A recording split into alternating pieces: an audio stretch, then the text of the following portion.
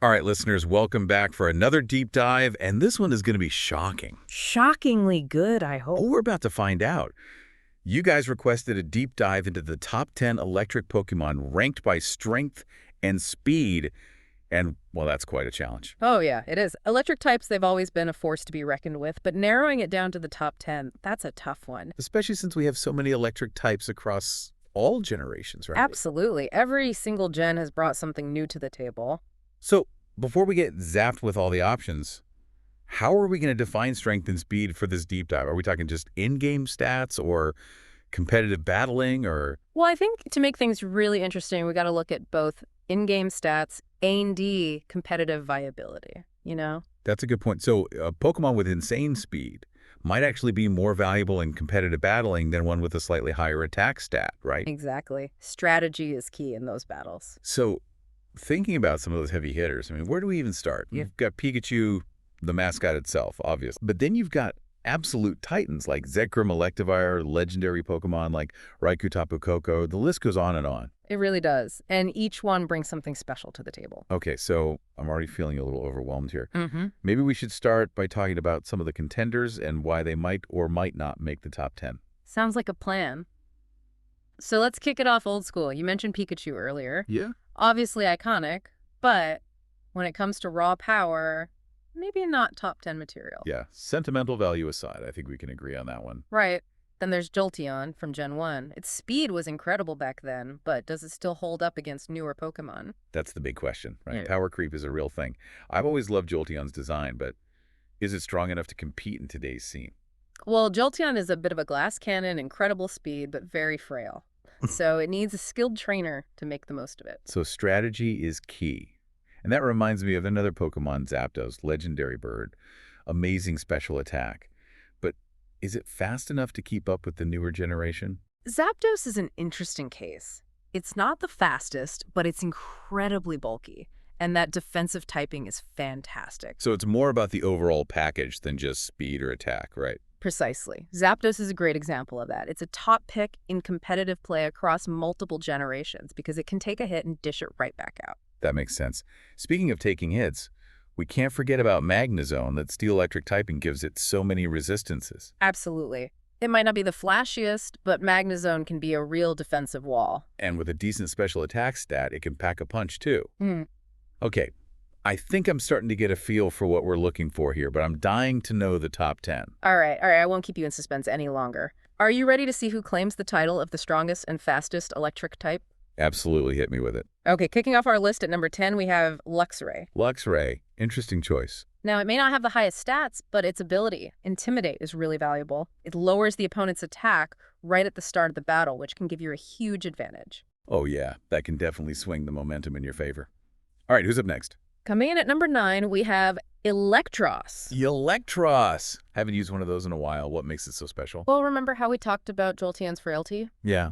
Electros doesn't have that problem. It's completely immune to ground-type moves thanks to its levitate ability. Oh, wow. An electric type that laughs in the face of earthquake. That's incredible.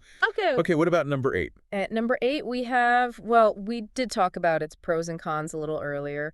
Jolteon. Oh, so it made the cut. I knew that speed couldn't be ignored. It can't. In the right hands, Jolteon is a devastating sweeper. It can pick off weakened opponents and outspeed most threats. See, I told you it still had what it takes. All right, number 7. Taking the number 7 spot is Electivire. Electivire. Now, there's a Pokemon that knows how to hit hard. Oh, absolutely. Electivire is all about pure, unadulterated power. It hits hard and fast, it's got a decent speed stat, and a good range of coverage moves. Muscle and speed, a classic combo. Yeah. Okay, I'm ready for number 6. Securing the number 6 spot is Tapu Koko. Tapu Koko. I knew that one would be up there. Of course. It's an electric fairy type with amazing special attack and speed. Plus, its terrain ability boosts electric moves and prevents grounded Pokemon from falling asleep. Talk about a strategic advantage.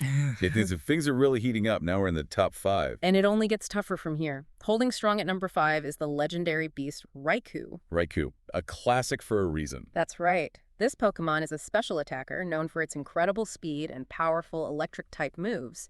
It's been a staple in competitive play since its debut. Hard to argue with a legend, all right. What could possibly beat that for number 4? Well, at number 4, we have Magnezone. Magnezone, the defensive powerhouse. You called it. That steel-electric typing makes it a nightmare to take down, and don't forget about that special attack stat. Yeah, and the right format, Magnezone can really dominate. Okay, the top three, the suspense is killing me. And the tension is building. Coming in at number 3 is the mighty Zekrom. Zekrom, Dragon Electric type, a legendary for a reason. Absolutely. Incredible, decent speed, a wide move pool.